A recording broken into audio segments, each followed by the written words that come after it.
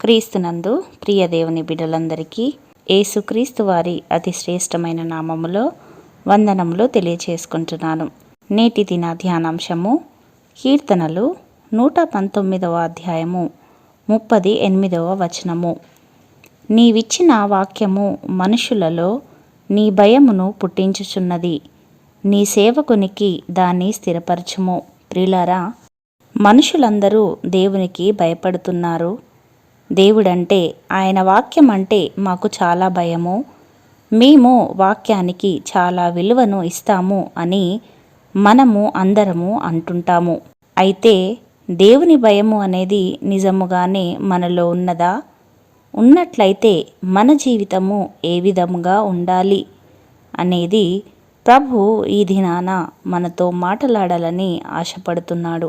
యోసేపునకు 5 గ్రంథాలు గల ధర్మశాస్త్రము లేదు, మనకు ఉన్నట్లుగా 66 పుస్తకాలు గల పరిశుద్ధ గ్రంథము లేదు. కానీ తండ్రి అయిన యాకోబు, తాత అయిన ఇస్సాకు నేర్పిన మాటలు, దేవుని కలల ద్వారా దేవుడు తెలియచేసిన మాటలను బట్టి యవన ప్రాయములో అన్నలు రక్త సంబంధులైనప్పటికీ నిష్కారణముగా గోతిలో పడవేసినప్పుడు, బానిసగా అమ్మివేసినప్పుడు బాధ, దిగులు, ఒంటరితనము, నిరాశ, నిరుత్సాహమునకు గురి అయినప్పటికీ కూడా దేవుని యందు భయభక్తులు కలిగి ఉన్నాడు. అందుకే పోతీఫరు భార్య పాపమునకు పురికొల్పినప్పటికీ తనను తాను అపరిశుద్ధము, అపవిత్రము చేసుకునకుండా పరిశుద్ధముగా, పవిత్రముగా జీవించాడు. కారణము అతనికి దేవుని యందున్న భయము. యెహోవా యందైన భయము పవిత్రమైనది అని వాక్యము సెలవిస్తుంచున్నది. యోసేపు పోతీఫరు భార్యతో, నీవు అతని భార్యవైనందున నిన్ను తప్ప మరి దేనిని నాకు అప్పగింపకయుండలేదు, కాబట్టి నేనెట్లు ఇంత ఘోరమైన దుష్కార్యము చేసి దేవునికి విరోధముగా పాపము కట్టుకొందునని తన యజమానుని భార్యతో అనెను అని వాక్యము సెలవిస్తుంచున్నది. అవును ప్రియులారా, యోసేపు యథార్థముగా ప్రవర్తించినాడు. ఏ నేరము, ఏ పాపము చెయ్యలేదు. కానీ కుటిలమైన మనసు గల పోతీఫరు భార్య పన్నాగమునకు బలి అయి యోసేపు చెరసాలకు అప్పగించబడ్డాడు.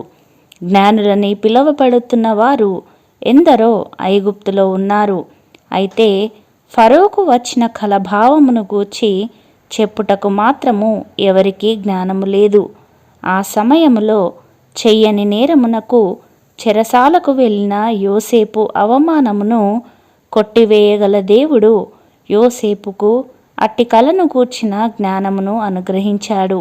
అంతేకాకుండా దేవుని యందలి తనకున్న భయమును బట్టి దేవుడు కరువు కాలములో యోసేపు మరియు అతని ఇంటి వారందరూ క్షేమముగా ఉండేలా కృప చూపించాడు.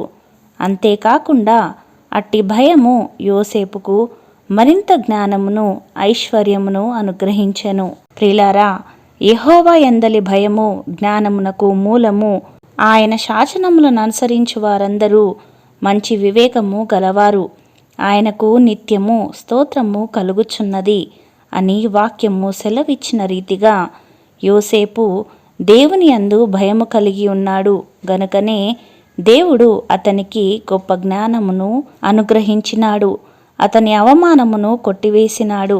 అతను కరువు కాలములో సురక్షితముగా ఉండుట మాత్రమే కాకుండా ఎవరైతే అన్యాయముగా తనను బానిసగా అమ్మివేశారో ఆ అన్నలను పోషించే స్థితికి వచ్చినాడు. కాబట్టి ప్రియులారా, నేడు లోకంలో జరుగుతున్న పరిస్థితులను బట్టి కరువులో, తెగుళ్లలో మనము ఉంటున్నాము. అజ్ఞానులముగా మనము ఉంటున్నాము, అవమానించబడుతున్నాము. అయినప్పటికీ దేవుని యందు భయము కలిగి జీవిస్తుంటే దేవుడు నాకు శ్రమలు కలుగచేస్తున్నాడు అని మనము అనుకుంటూ ఉంటాము. కాబట్టి ఒకవేళ మనము కలిగి ఉన్న భక్తి నిజమైన భక్తి కాదేమో, దేవుడంటే మనకు ఉన్న భయము పరిపూర్ణమైనది కాదేమో, మన శ్రమలకు కారణము మన అవిధేయత, భక్తిహీనతేనేమో ఒకమారు మనలను మనము పరీక్షించుకొని సరిచేసుకుందాము. దేవుని యందు భయభక్తులు కలిగి జీవించుటకు నేర్చుకుందాము. అట్టి కృప దేవుడు మన అందరికీ అనుగ్రహించునుగాక. ఆమెన్. ప్రార్థించుకుందాము. మహాగణుడా, మహోన్నతుడా, మీ పరిశుద్ధమైన నామమును బట్టి తండ్రి మీకు వందనాలు. అనుదినము మీ వాక్యము ద్వారా మమ్మలను బలపరుస్తున్న దేవా మీకు స్తోత్రములు.